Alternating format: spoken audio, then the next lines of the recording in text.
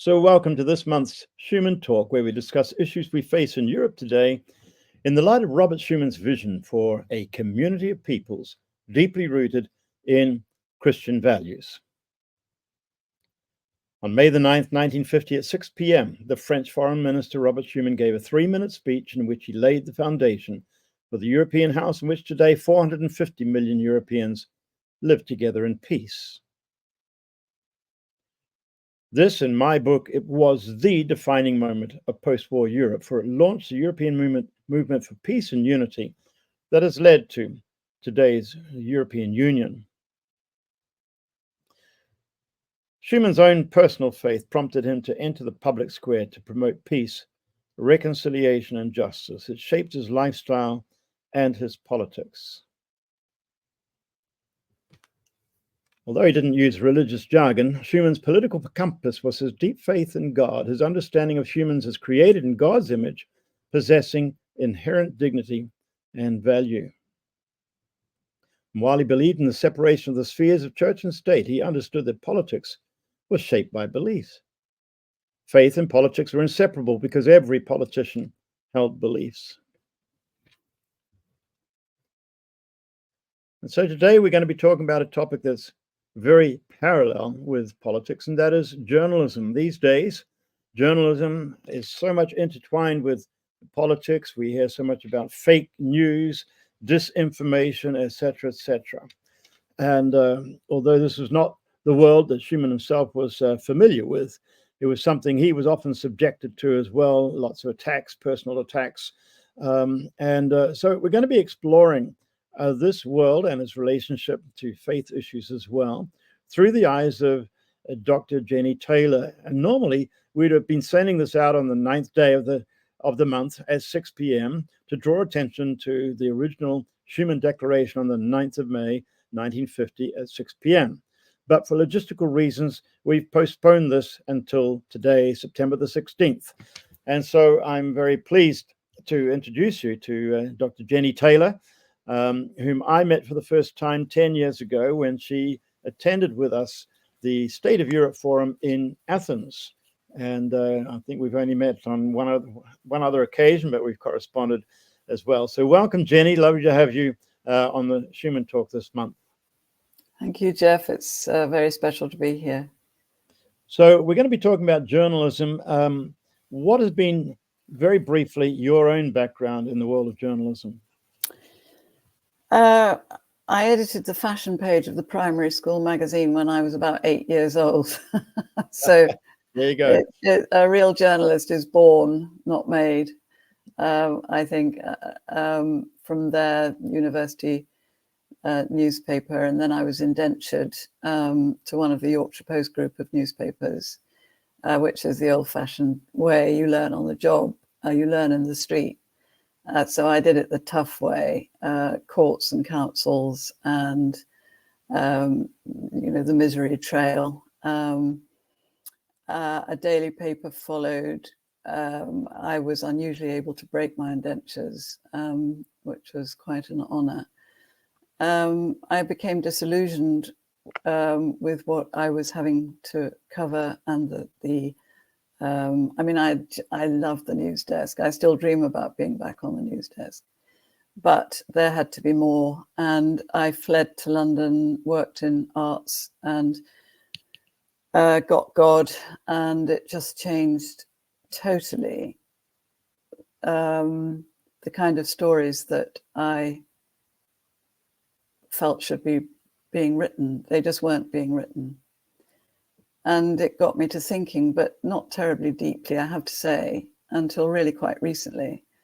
But it was working for a missionary society that sent me off to India, where I stumbled upon the greatest story never told, really, which is the story of religious oppression, which causes poverty. And it led me eventually to do a doctorate in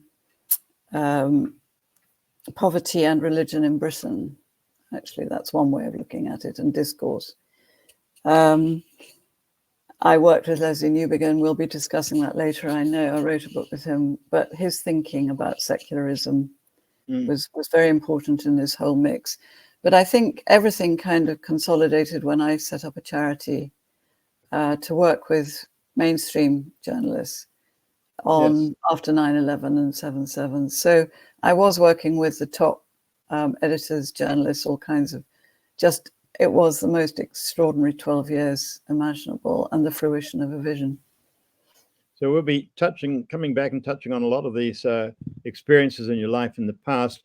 You used the expression, you got God, or did God get you? Can you amplify that? That was a bit of journalistic license, Jeff, actually. God had been pursuing me. I was a very devout little girl, but I had a pretty tough background, and because my mother was mentally ill, and I really ran away from faith until much later, nearly 30.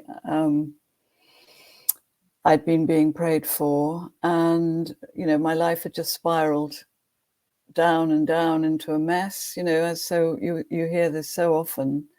You go your own way, and I wanted to think my own thoughts. That was the thing. I thought as a journalist, I didn't want to be held captive by churchy thinking, and I didn't know any Christians that I admired, except for my sisters. And life just became I didn't want it anymore. And God certainly graciously came to me at a Greenbelt festival. But that's another story. Okay, well, it changed everything. Yeah. Some people would describe that as you got saved, but you're actually talking about saving journalism, and your book called Saving Journalism, and you can give the full title, is coming out next month. Is that correct? I hope so. The Rise, Demise, and Survival of the News. Now that's very intriguing. What really is this book about? Why does journalism need to be saved? Well, actually, Jeff, this is a pun. Saving journalism. Journalism saves. And we need to save it. And journalism really saved Europe. The Reformation was really just, it was the first mass media event, Luther's writings, and he saved Europe from untruth, and nearly died for it, put his life on the line. And actually, the long tail of journalism goes all the way back to the invention of Hebrew, sometime between 1200 and 550 before Christ. The invention of Hebrew was the invention of discourse itself. And in my own sort of progression through life, when I discovered that journalists were missing the big stories, as I've said. The biggest story of our era was 9/11, and they hadn't seen that coming. Why hadn't they seen 9/11 coming? With Leslie and Lamin Sanneh, Professor Sanneh, we'd written a book well before 9/11 saying trouble was coming, that Islam was coming. So we'd seen it because we'd traveled, and we had a kind of, we had religious literacy. We had a way of seeing which was faith dependent, not just science dependent. We were very worried, and so I began to, as I was traveling with the mission, my eyes were opened, and I started to see things through a faith perspective instead of through a secularist, materialist, rationalist perspective. With those filters, I was, you miss the big stories. People are motivated, world events are motivated by faith considerations. And so the book really is it's actually about religious literacy, which we have suffered blindness as a result of it. And I realized that journalists are peddling, the same lies that the politicians are peddling, unless unless they get back to an idea of Christian truth, which I then discovered birthed journalism in the first place. So there is an amazing symbiosis here. So your book is exploring the connection between journalism and the pursuit of truth and justice. And without that framework, it's needing to be saved. Is that in the right direction? It's about public truth. Truth is public, and journalists are the great disseminators of the dominant discourse, whatever it may be. And quite a lot of journalism is still, actually, although journalists don't necessarily own it themselves, a lot of journalism is still very much rooted in fairness and the need for truth and in public interest. And of course, public truth was a phrase that Leslie Newbigin made many Christians aware of. We'll come back to that. But this is intriguing when you talk about the roots of journalism in, let's say, Judaic-Christian tradition. Can you explain more about that and give us some examples of the pioneers of this kind of journalism? There are several parts to that question, so I'll just go give you some kind of bite-sized looks at it, because this is, I mean, I didn't realize just what a vast subject this is and what a vast literature there is. But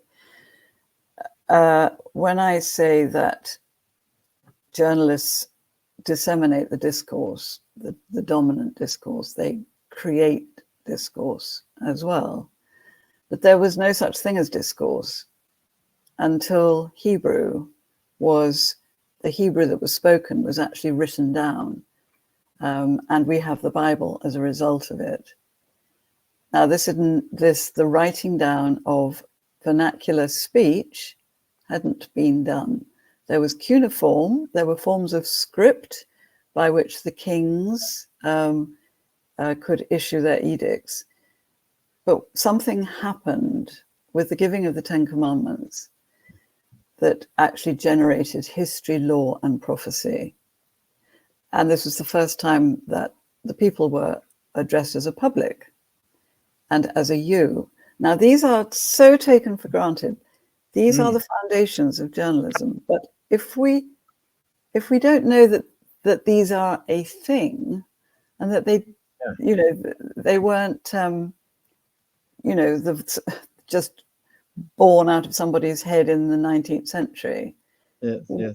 We just don't get history at all. I mean, history is one thing is contingent on another. And so when you say discourse, you mean a written narrative and an argued narrative. Indeed, history is discourse, law is discourse, prophecy. There are, I think, 13 books of prophecy in the Old Testament. They're speaking up for the people to the king on behalf of standards that have been given by God. Now, this is what journalists do, is that they actually should be representing the people to the government prophetically. And I did not understand the prophetic role of journalists until Vishal Mangalwadi initiated me, and I've been doing it all my life. But the prophetic dimension, the prophets and the prophetic gift is something you see again and again throughout the history of journalism since the Reformation. And the great pioneers, you've asked about the great pioneers, the people who changed, the people who implemented the most important changes in reportage or news writing. I think we have to distinguish between news writing and quality journalism, public interest journalism, advocacy journalism. So the great pioneers, such as Daniel Defoe, who's regarded as the founder of modern journalism, W.T. Stead, who was the youngest editor of any newspaper in the country in the late 1880s, he was regarded as the founder of the modern world. And he saw his newspaper as a pulpit. And he saw journalists as not just, he didn't want them just to be Christians, and writers of truth. He wanted them to be Christs, to go into the slums as Christ and tell out the horror that there was in the slums. Because if they didn't, nobody would know and change wouldn't happen. Tell us about the W.T. Stead. He was the editor of the Pall Mall Gazette, and he worked very closely with William Booth of the Salvation Army to expose sex trafficking trade, which involved a lot of upper class people on both sides of the English Channel, including King Leopold in Belgium. It's terrible. So actually, I've always there's a chapter in the book about William Booth called "The General Next to God" that tells this whole story, and I've always thought this would make a great script for a film. Somebody needs to make this into a contemporary film to highlight the ongoing sex trafficking today, and why the age of consent was raised from 13 to 16. Could you embellish that a little bit? It was called the Maiden Tribute to Babylon, and virgins could be ordered to be kidnapped, taken to a strong room, a padded room where their screams couldn't be heard. They would be chloroformed, they would be raped, and then they'd be thrown back on the streets, and their lives would be utterly ruined because your virginity was highly prized. And Stead abducted a young girl himself. The only way he was going to... Nobody would talk about it, which is the same as now. It was 16 years before Andrew Norfolk broke the horrific story of what was going on here for the Times. You can't even... It couldn't be talked about. And he risked his freedom in order to prove what was going on. He, together with Josephine Butler, who supplied the contact, William Booth acted as bona fides for him, together with the Archbishop of Canterbury. And nonetheless, he was thrown into jail. But he went to jail with exceeding joy, as he put it, because he had achieved his objective, which was to prove the white slave trade was happening. And it, I think, beggars belief that we've forgotten that this isn't still a household name instead. But he did an awful lot more besides exposing this shameful trade at the end of the 1880s. He is credited with establishing the same activist interventionist foreign policy that we have today. He was responsible for getting Gordon of Khartoum over to Sudan to end the slave trade there. The British general, yeah. That's right. Lots of streets, even here where I live, named after this event, getting Gordon over to Khartoum. But he was a pioneer of the tabloid style newspaper in Britain, together with the idea of the agony aunt, the idea of investigative scoops. He was regarded as a sensationalist and a muckraker, but even muckraker is a religious term that comes from Bunyan. That was there was an awful lot of snobbery, but he was an extraordinary man, and I would beg people to read his life. But his stories directly affected public opinion, so that Parliament actually passed a law, as you said, raise the age of consent from 13 to 16, when other parliamentarians were saying, no, it should be lowered. Where it remains to this day, despite the efforts of some, I have to say, to lower it, even now. Yes. So you're talking about saving journalism. What's behind the demise of the news today? I used to work on the New Zealand Herald. This is 50 years ago. When I go back to New Zealand and I look at that paper and I see the sensationalism, I see the obsession with sex. It was considered to be the leading newspaper in the country. I've actually written letters to the editor, on visits, expressing my dismay. What's behind this demise of the news? Why are we seeing good newspapers actually pandering to the lower side of our human character? I think that there are two answers to this question.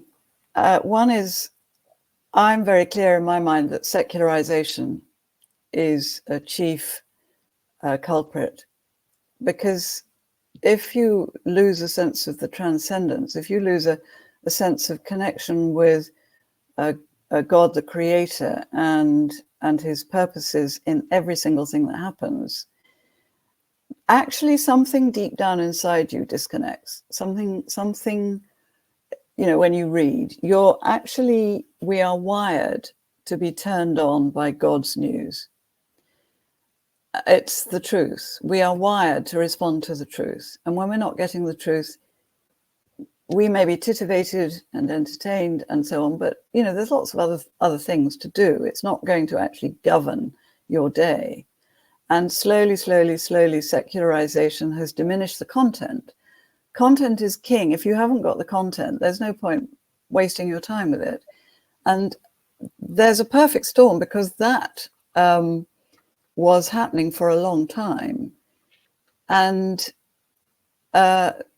now we have the digital revolution, and we have monopolistic big tech, which has bought up not just the publishers of news, but it's also bought up the advertisers. So without the advertising, the newspapers have gone out of business, and online doesn't cut it. And I've got an amazing statistic here somewhere about time spent with online content of the same newspapers. This was a piece of research for The Independent, which is a British newspaper, time spent has fallen by 81%. So the online platforms, we don't engage in the same way. It doesn't turn us on in the same way. And in actual fact, I've now discovered, what I didn't know quite recently, was that there are different versions of the news being put up online from the hard copy newspaper, and deliberately, in order the same paper, yeah, in order to generate clicks. Now, clickbait, there's been the equivalent of clickbait in newspapers. People trying to get you, editors or owners trying to get you to read their papers by, in all sorts of, not very straightforward ways. But it's gone mad now with the digital revolution. So that actually stories are being written according to how many people are likely to see the advert next to it. And this is if you have a monopoly, as Google has, and Google's monopoly is about to be broken up. And my great hope is that they're going to be fined so heavily, that the money can be dispersed back into the newspapers that they've destroyed. 52% of the world's journalists have been laid off. In the UK, for example, 293 local newspapers closed since 2005. These statistics, I've got a whole page of them here, are staggering. And I don't know of any Christian or any who's actually commenting on this. Particularly, I don't hear a Christian contribution to the debate about this, and we are losing our journalism, and therefore we are losing our democracy. Does that matter to anybody? Yeah. So, what is who owns the papers? What's motivating the owners, and then also the instructions that the editorial staff get? What actually motivates journalists today? Journalists are motivated, I think, by what they've always been motivated by. If they can tell the story, but there is there's no plausibility for religiously literate journalism. So that's one problem that I tackled with my charity. But there is, yes, we'll get to that. But there are these enormous media empires, like well, let's take Murdoch. Well, yes, he's just one, and he tends to sort of get all the attention, where really it's not the publishers that the publishers have been bought by the platforms. So there's a war between publishers and platforms, and the platforms have the power because all the news has to go through Google and Facebook and so on, and they are now controlling the revenues. The platforms are controlling the platforms, Google and Facebook, big tech, Silicon Valley platforms. Explain that. How I'm not sure I understand how the news of the Times goes through Facebook. What do you mean? Stories. If you want to find, I mean, if you're not buying a copy of the newspaper and you're not subscribing to the Times, for example, but you get wind of a story, or you want to find out about something to see what the press have said about it. And I'm sure, Jeff, you're doing this almost every day, being a newsman and interested in world affairs. Well, you will go onto Google and you will Google sex grooming, or you'll Google Gaza or something. Mm-hmm. And Google can determine what story comes up first. Mm-hmm. Mm-hmm. And they will do that by algorithms, and algorithms depend on prevalence of keywords and data, the data that they're getting.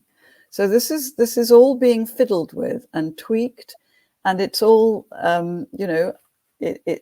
it's all going on in the back room somewhere. And the Times will want to get its story up there first. So I mean, I did it myself at Lapido. We were writing stories according to search engine optimization to make sure that our story was read. So we had to then include certain keywords because we wanted to be read. And our stories were disseminated on Facebook, and the same thing happened there. And in fact, our donors were giving money. You had to prove yourself by how many clicks you got on Facebook, or how many followers, or what have you. I mean, and this was, this is nearly 10 years. Well, no, this is nearly 20 years ago. So this is now a very, very fine. This is the dark arts of the web.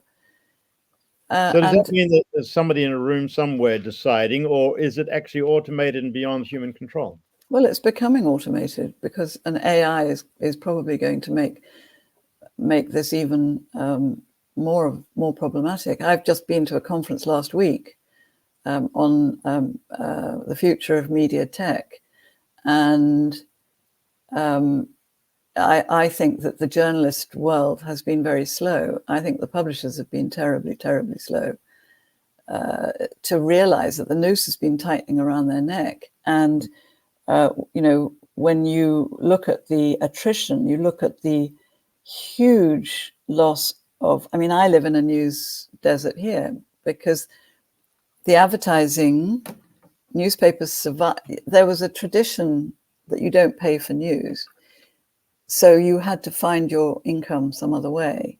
Mm-hmm. And it was through advertising. Well, all the advertising has now gone online. Mm-hmm. And newspapers are, I mean, I think some amazing thing here. 2,500 newspapers have closed in the US since 2005. That's about a third of all newspapers.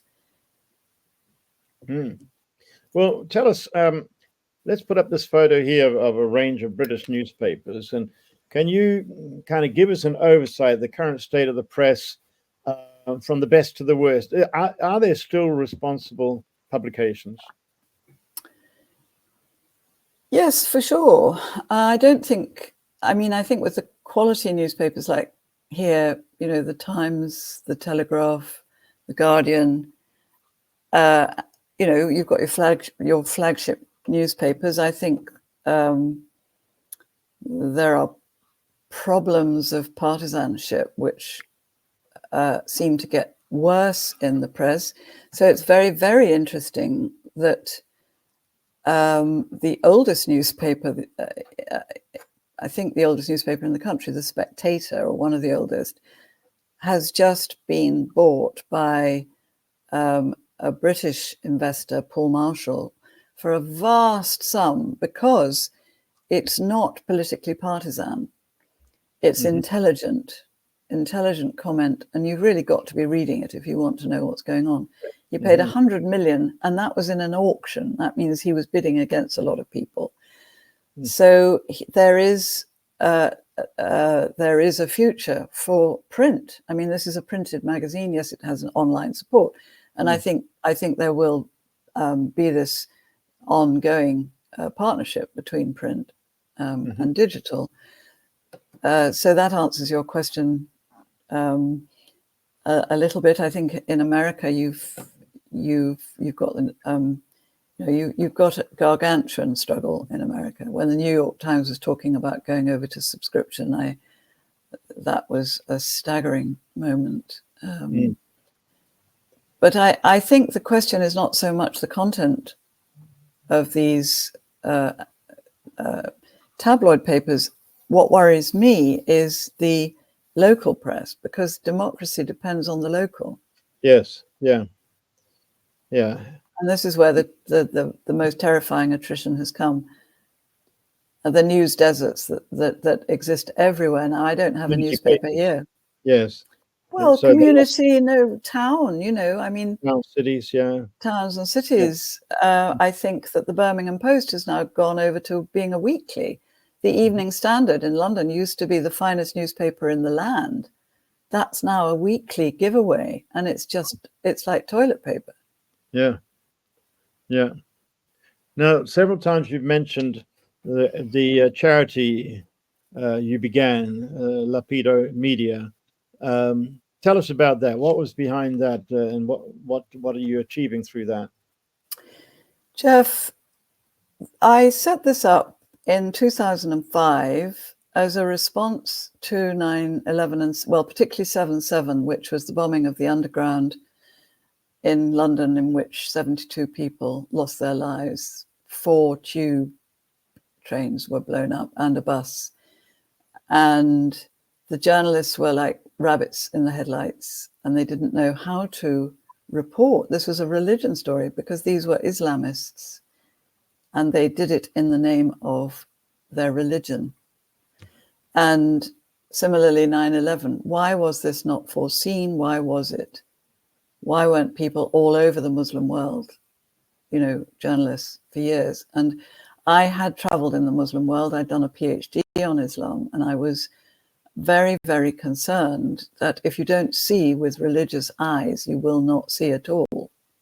I mean, you won't see anything worth seeing. You just wear down to infotainment and what have you. And so I rather boldly set out to do something about this with a missionary volunteer. I managed to get a big shot editor to come and launch at a journalist club, the top foreign correspondence club in London. And we had some of the top journalists come there for the event. It was absolutely extraordinary because journalists were given permission to say religions are different. And this horror was religious. Until that point, our Home Secretary, David Blunkett, had been equating evangelicals with Al-Qaeda. I couldn't believe it. Something had to be done. It was bold, it was mad. And we got half an hour live on CNN Global and 3 stories in the Times that week. BBC covered it, pages and pages of BBC coverage, and so on and so on. And it clearly we met a need. Yeah, and this is the same era as Alistair Campbell, who was Tony Blair's publicity guy, saying we don't do God, and And it's not just a journalist problem, it's a problem all across, let's say the academic world, where we have our experts are religiously, biblically illiterate and spiritually tone deaf. And so what you started with this agency was to try to address that problem. Yes, indeed. And in fact, I had written an essay for the Commonwealth Journal of International Affairs not long before this on the spiritual dimension of the Northern Uganda War. And I discovered that this venerable journal had never tackled religion.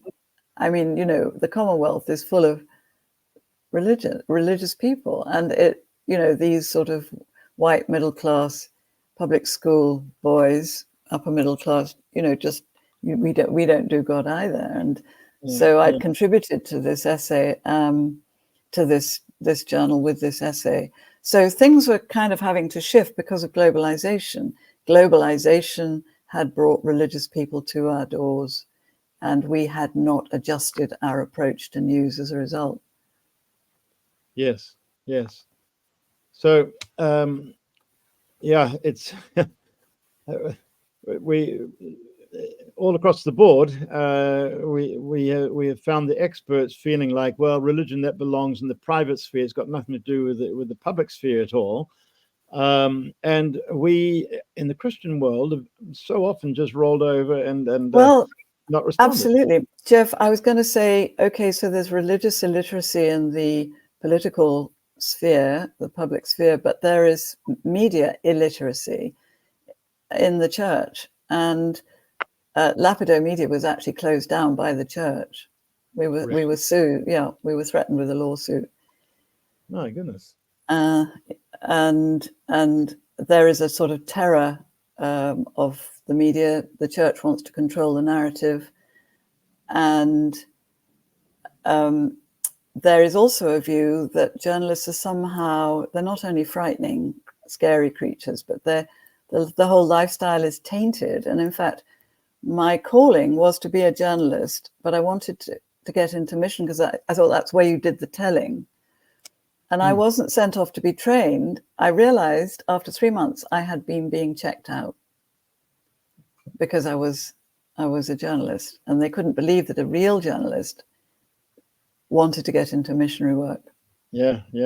And I had that all the way through. I still do. Well, Jenny, I think this is a really fatal blind spot for many of us in the Christian world, particularly the evangelical world as well. I've said it often because I've actually researched the curricula of 69 evangelical theological seminaries, and there's almost nothing in the area of public theology and dealing with, well, what does this message have to say from Monday to Saturday? Now, here and there are points of light, but by and large, we're very quick to say Jesus is Lord of all. And I once addressed a gathering of European evangelicals to say, well, I don't believe that we really believe that, and I won't believe it until I see it reflected in our theological education. I think what you're putting your finger on is a great blind spot. And in fact, yes, thank you, Jeff, for thanking me. It doesn't happen very often, but I did launch a book called Blind Spot at the Frontline Club, when journalists don't get religion. But I think I ought to be writing. Well, in fact, I just have written the other book, when Christians don't get journalism. Well, what do you hope Christians will get out of your book? By the way, when is it coming out? Before Christmas. Publication date is 31st of October, officially. Reformers Day, is that intentional? Sorry? That's Reformers Day. Is that intentional? Oh, that's you're when Martin absolutely Luther right. Yes, indeed. His 95 Theses. Yeah. Of course, and I hadn't made the connection, even though I've actually written the date in the book somewhere. No, I think that is providential, and the book is all about providence. So, because the Calvinists really they fueled. They were a tremendous spur to journalism and to the reliability of. Well, they had a comprehensive theology for all exactly of life, the sovereignty of God, and that the real could be not just studied, but reported, and should be, and was exciting enough and provided the content. You see, this is the content thing. People were avid for news because it was news of God. So what do I want people to get? Christians? Well, this is a book that actually goes both ways. This isn't just for Christians, right. but it's a book of encouragement. And I'm, that our story is fantastic, and we jolly well should do more to learn it and to sing it out. And I believe that we as Christians are custodians of democracy. And Yes. if we are allowing ourselves to live in news deserts and we're not piping up and we're leaving it to one or two brave souls out there and wherever they may be, we don't deserve democracy, and we don't deserve the truth. Yeah, the well-known quote, all it takes for evil to prevail is for good men to do nothing. Yeah. Sad and astonishing. We are very, very complacent. Yes, yes. Now, you mentioned Uganda and the civil war. Somehow you were involved in that. You were involved in stirring press awareness of it. What role did the press play in bringing that war to an end? Wonderful, important question. I worked with the Church Mission Society as their head of media. And I had been asked to go to northern Uganda by the desk officer who worked in Kampala. And she said, you ought to come out and see it. So awful. And as I was thinking about it, I heard the BBC Africa correspondent, Hilary Anderson, just saying, this is awful. We've got to do something, somebody, anything. It was like you couldn't hear that message and do nothing if you had a chance to do something. So I went up with my journalist sensibility, journalist hat on, if you like, and discovered this barely reported horror that had been going on for 16, 17 years. 25,000 children had been abducted by Joseph Kony's mad Lord Resistance Army. And this story had been being ignored. Clearly because it was religious. He wanted to bring back the 10 Commandments plus one, which was a mad one. And just everybody, on news desks, they thought it was funny. I seem to have lost you, Jeff. No, you're there. We're here. Yeah, okay. We're just focusing on you. Yeah. Okay. Go ahead. So what was the 11th commandment? Thou shalt have no less than 2 testicles. Okay. In all seriousness. Yeah. And of course, that kind of, and journalists weren't going deeper.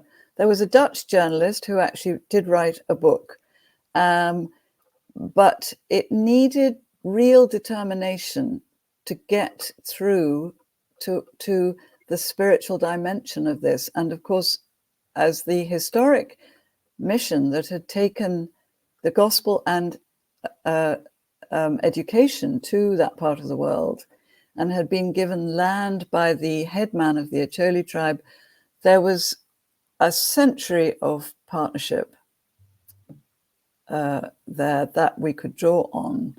So it wasn't just picking off the bare bones of the story, it was actually doing it with intentionality. So this was public advocacy journalism. Yes, journalism with an agenda.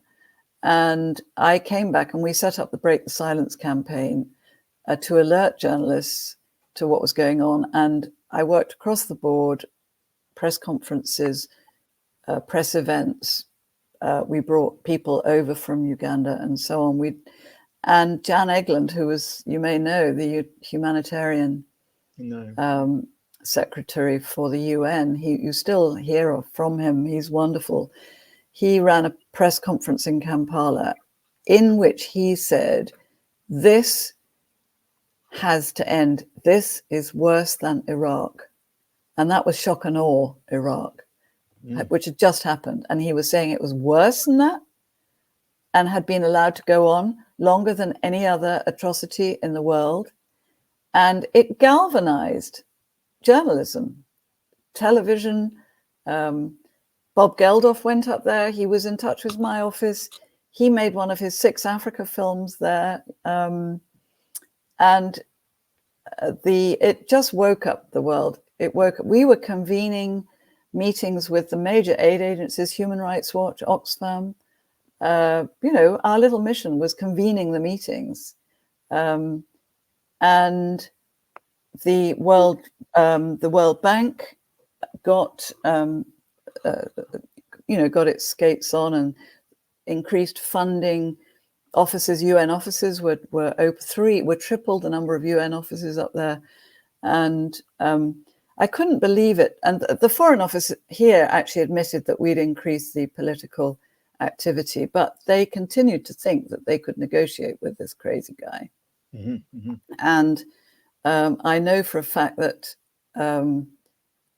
he has never been back to northern Uganda, but sadly, he's also never been caught. And I was working very hard with Joseph Kony's right-hand man. I was on the phone to him from Whitehall. I was working in everywhere I possibly could to kind of generate some critical mass, some political and social leverage here. I was working with all sorts of people to try and get Kony out and onto an island somewhere where he couldn't possibly get off except by swimming, or, to end it, to get rid of him. And he disappeared, and he's still in Central African Republic, but he's never been back to northern Uganda. And the war ended in about 2004, 2005. And the economy has recovered. And I know this because I'm still in touch with one of the diocesan communications officer for Gulu. And I went back myself, actually. I went at my own expense because CMS wouldn't pay me to go back. And I had to pay a fortune for insurance. But I went back on my own to hear and see for myself. And I wrote it all down because otherwise people wouldn't believe that actually, that with the media and prayer, we had 600 churches praying in this country alone. And working very closely with the Acholi people themselves who just, I named my charity after them. Mm-hmm. So Lapido actually means to speak up in Acholi. In the Ugandan tribal language. That northern part of Uganda. Northern part of Uganda, yeah, Mm-hmm. yeah. Now, you made a comment before that I think would be a dangling question in many listeners' minds. Why did the church try to shut you down and bring a legal case? You feel free to talk about that? I can't talk about it in detail, Jeff, but I can say that I had reported at a public meeting something that a Church of England hierarch didn't like, and he demanded that I take it down. And a journalist's memory holds up in court. I knew I was right, and I refused to take it down. But I was overruled, and I quit because you can't allow your stories to be governed by the people you're reporting on, and whether it's the church or the government, and we were still too small to survive this sort of action. Well, one would have thought that of all groups, the church would have recognized the need of what you're doing with Lapido and stand behind it. So that's somewhat disappointing development. Yes, it was devastating, Okay, and very, very painful. Let's go back to this phrase, public truth, that Leslie Newbegin made known in his book, The Gospel is as Public Truth. He's been very influential in your life. You wrote a book with him. I think you mentioned that earlier. In what way did he influence your life? And who was he, for those who are not familiar with him? Leslie Newbegin was one of the greatest missionary statesmen of the last 100 years. He was the founding bishop of the Uniting Churches of South India, and he was the co-president of the World Council of Churches. He amalgamated the missionary wing with the administrative wing. He was a passionate missionary, and he is very much loved in India to this day, and he spoke Tamil, learned Tamil. He is a deeply humble man with a brilliant mind, and he came back from India and discovered a West that had lost the faith that he had gone out with, and he couldn't believe it. And he heard a Thai general one day saying, "Can the West be converted?" And that got him going on his second career. And I had the great privilege of meeting him when I'd just become a believer, having read a synopsis of his work. The only theology I'd actually read was a synopsis of his work before I went off to mission college, and discovered I'd landed up in the very place where he was the president. And I was taken off to meet him on the first day of lectures. Selly Oak in Birmingham? At Selly Oak, yep. Yeah. And I was so terrified. I had no theology, but I just knew that he had the truth. I was a new believer.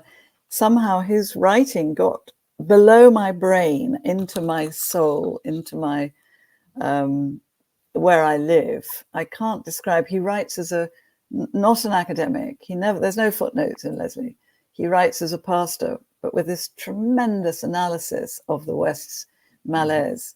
And he had launched the Gospel in Our Culture program, a 10-year program where all these clever people were going to look at what if the gospel were true in economics, in the media, in arts, in a whole swathe of the spheres, as Cowper would call them. And I was involved in that because I was just so passionate about him. I mean, he didn't understand me. He couldn't understand why I was sort of used to follow him around like a little lamb at conferences.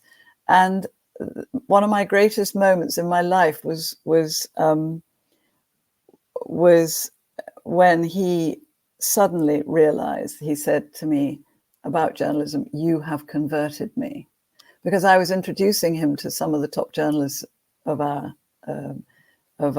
generation, because I was doing the PR for the Gospel as Public Truth conference, which was an 8-day conference.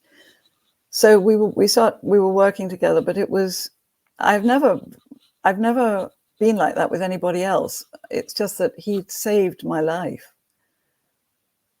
Really, it's very moving. He saved me intellectually, and I had the privilege of organizing his reading group because he went blind the last few years of his life. He was blind, and so I used to read for him, and we used to talk together very deeply. And his book, A Proper Confidence, emerged. I'm proud. I shouldn't say I'm proud, but it emerged out of our conversation that you can have confidence in the gospel. It's not certitude, it's faith, but you can have confidence in it. And he funded the first 3 years of my PhD out of the sale of his house, which was extraordinary. And he put me up to that. And I'm not sure I was pleased with that all the time. It was a hard thing to do because I did it in, I was a journalist, and here I was doing a PhD. Anyway, it was a good story. It was the fact that we were desecularizing because of Islam. And then I was, sorry. Go on. I was going to say I was, again, it was most awesome thing again of my life probably was to be there the night he died. I was the last, I was there the night he died. I was the last, apart from the nursing staff, to see him and talk to him. And he was still talking, and he preached a sermon about the joy set before him. That was on his deathbed. And I I was taking it down in shorthand. And I was watching the bleeper, this great heart made visible on a sort of bleeper graph above his bed. It was extraordinary. So I owe him everything. Well, I think it'll never be known how many people, leaders in the body of Christ today, have been profoundly influenced by his insights. The fact that he came back with new eyes, looked at the West with a missionary's eyes. He was no longer, he hadn't been immersed in Western culture, and he realized this is a new mission field. In fact, he called it the most challenging mission field in the world, because he said the difference between a post-Christian pagan and a pre-Christian pagan is the difference between a divorcee and a virgin.